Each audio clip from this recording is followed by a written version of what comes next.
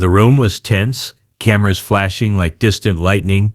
When David Cay Johnston leaned forward on the polished oak table, his voice sharp as a blade, "The American people have waited long enough, Mr. President.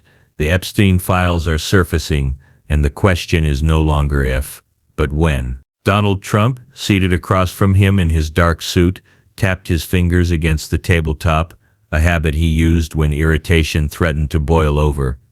"Fake news," Trump shot back, his tone carrying the weight of a cornered animal. "You've been after me for years, Johnston. Every damn time you drag up something, Russia, taxes, fraud, you never land a blow." Johnston didn't flinch. "This isn't about me.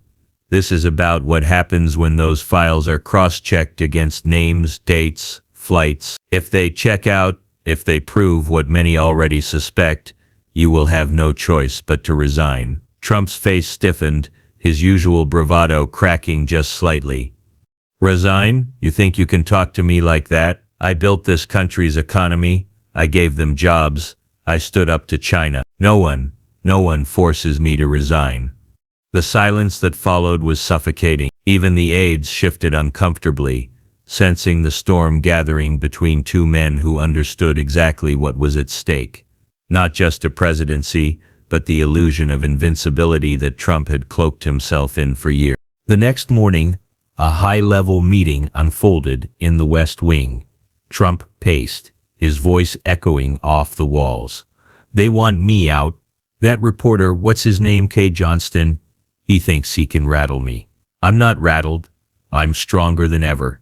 Stephen Miller interjected cautiously, "Mr. President, Johnston isn't just a reporter. He's been investigating you for decades. If he says something, people listen." Trump's eyes narrowed. "So what? People listened when they said Russia, when they said Ukraine, when they said insurrection. Did I leave? No, I stayed. I fought." Hope Hicks spoke up, her tone softer, almost pleading.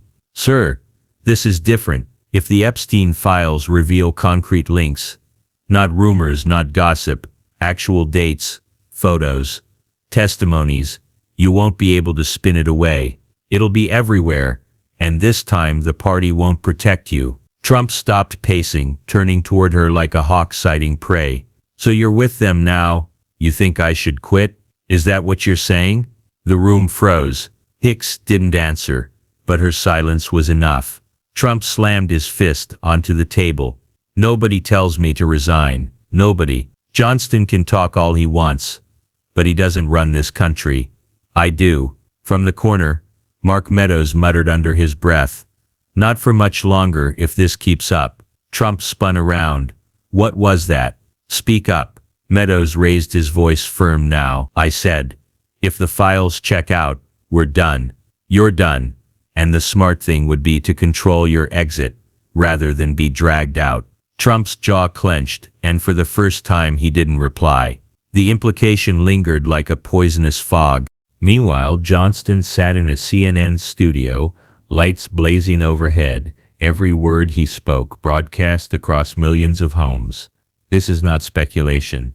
The Epstein files, when verified, will have names and details that are undeniable. If those records match what investigators are already piecing together, the sitting president of the United States could be directly implicated in activities that would destroy any claim to leadership. Trump himself said years ago that if such files checked out, he would resign. That's not my prediction, that's his own words.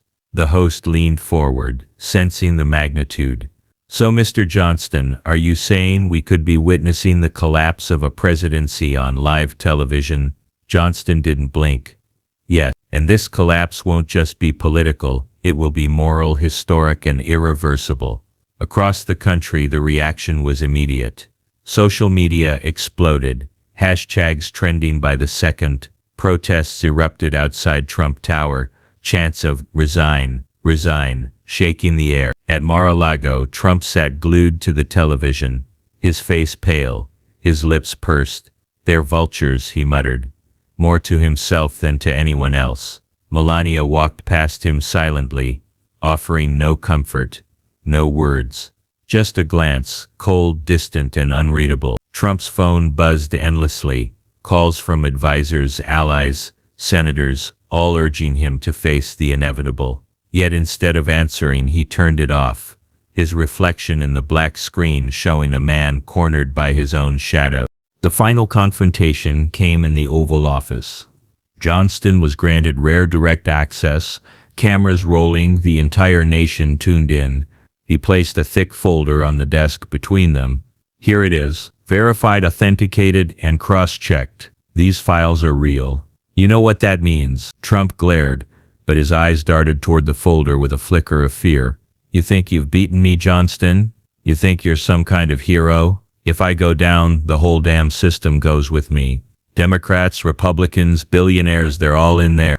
Do you really think America can handle that truth? Johnston leaned in, his voice steady as steel. The difference, Mr. President, is that they didn't swear to lead this nation. You did, and now the American people will decide if a man with your name in those files deserves to sit in this office another day. The tension snapped like a wire pulled too tight. Trump stood, his face red, sweat glistening at his temples. For a moment, it seemed he might lunge across the desk. Instead, he exhaled sharply, grabbed the folder, and hurled it across the room. Papers scattered like shattered glass. Then, without another word, Trump walked past Johnston, past the cameras, past his stunned aides, and out of the Oval Office. The nation watched in stunned silence as the door closed behind him. David Cay Johnston remained standing in the center of the frame, the scattered files at his feet, the weight of history pressing down. And in that silence, one truth became undeniable. Donald Trump had just walked away from the presidency, not with a speech or a resignation letter, but with the most damning walkout in American history.